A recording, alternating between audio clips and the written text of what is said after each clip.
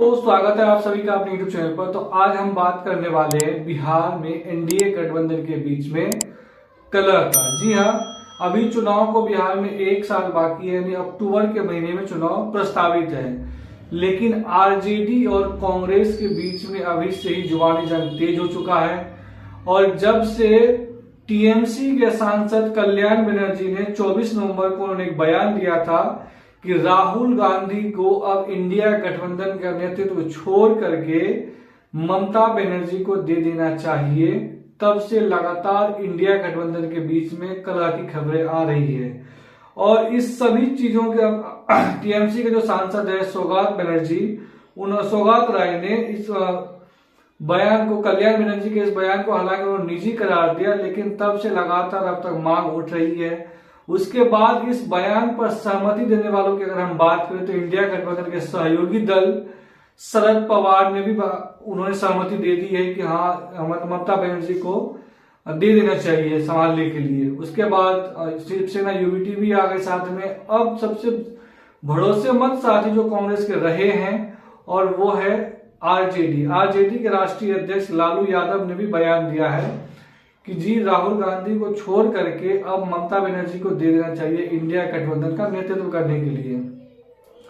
तो एक तरीके से आप देख सकते हैं कि थर्ड फ्रंट खोलने के राह धीरे धीरे खुलने लगे, रास्ते खुलने लग गए हैं, जिसमें कांग्रेस के अलावा सभी पार्टियां एकजुट होगी। चाहे उसमें समाजवादी पार्टी के सांसद ने भी, रामगोपाल यादव ने बयान दिया था कि अब कांग्रेस को छोड़ करके टीएमसी का साथ देना चाहिए और टीएमसी को दे देना चाहिए संभालने के लिए इंडिया गठबंधन।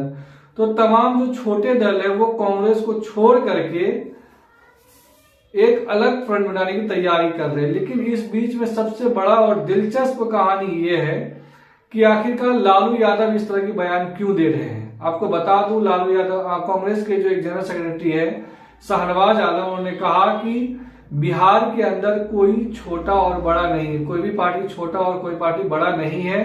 कांग्रेस पार्टी बराबर की भूमिका में है अभी आरजेडी के। उन्होंने कहा कि इस बार जो टिकट का बंटवारा होगा विधानसभा चुनाव में, उसमें आरजेडी और कांग्रेस लोकसभा चुनाव के प्रदर्शन के आधार पर ही बंटवारा करेंगे।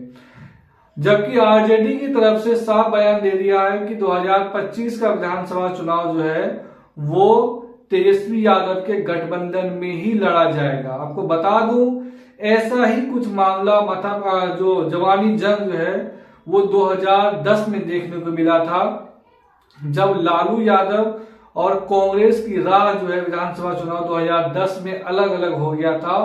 और उस वक्त जो है इतनी बुरी हार हारे थे आरजेडी, मात्र 22 सीटों पर आकर अटक गए थे, जबकि कांग्रेस का भी अच्छा खासा नुकसान हुआ था, सिर्फ और सिर्फ 4 सीटें मिली थी। जबकि एनडीए गठबंधन को भारी बहुमत मिला था, अकेले जेडीयू को 115 सीटें मिली थी, जबकि 91 सीटें जो है वो बीजेपी को मिली थी।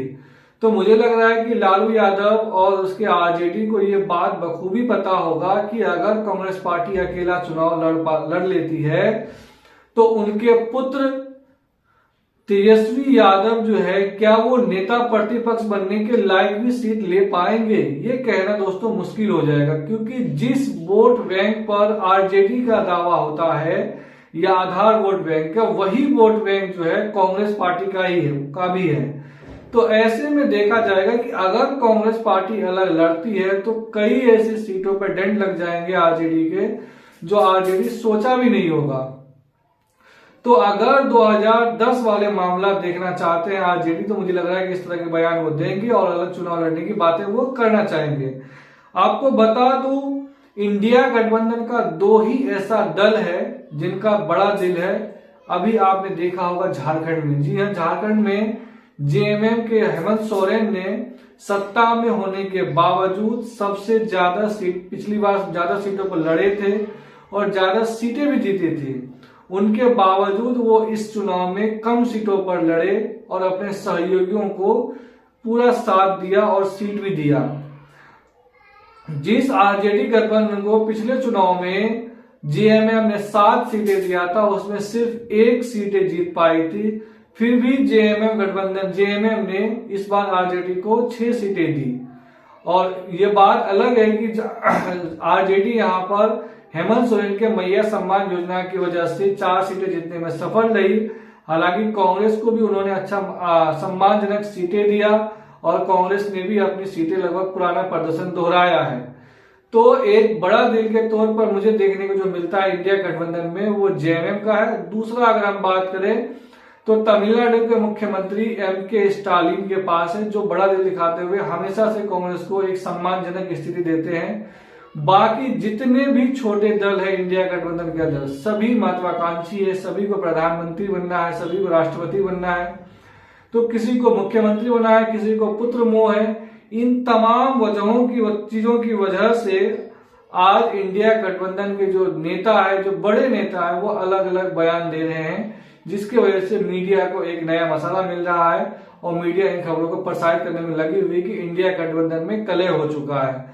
और हो भी क्यों ना, क्योंकि अगर आप एक छोटे से दल है, जिस आरजेडी ने कांग्रेस पार्टी को 6 सीट देने के लिए भी तैयार नहीं हो रही थी। हालांकि बाद में कांग्रेस पार्टी ने जबरदस्ती 9 सीटें ली। 9 सीटें लड़ने के बाद उन्होंने 3 सीटें निकाली और उनका एक बागी उम्मीदवार पूर्णिया से पप्पू यादव, कुल मिला के अगर 3+1 किया जाए तो 4। क्योंकि इसलिए मैं कह रहा हूं कि पूर्णिया में पप्पू यादव जो है वो राहुल गांधी और कांग्रेस के झंडा के तले ही वो चुनाव लड़े थे, उन्हीं के आधार पे नाम पे वोट मांगा था। इसीलिए मैं कह रहा हूं कि उन्हीं का बागी है।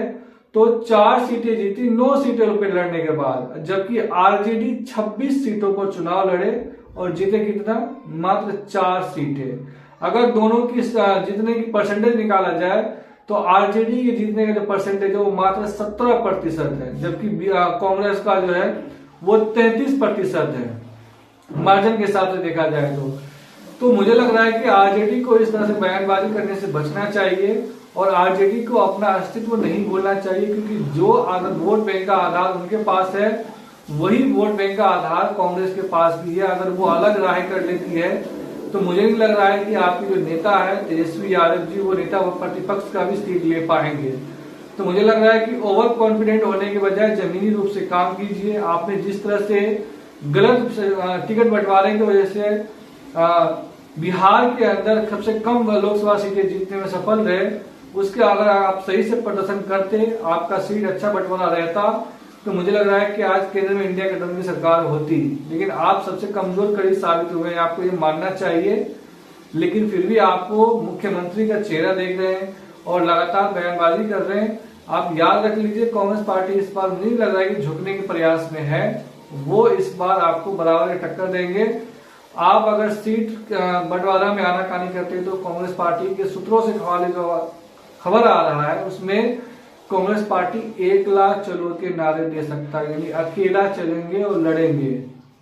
ये बात आप याद रखें। तो आपको क्या लगता है, अगर आप वीडियो देख रहे हैं तो इंडिया में कलहबाजी का जो है ये छोटी पार्टी की वजह से कलह हो रहा है? आप हमें कमेंट के जरिए जरूर राय जाहिर कर सकते हैं। वीडियो अच्छी लगी हो तो चैनल को सब्सक्राइब कर दीजिए। धन्यवाद।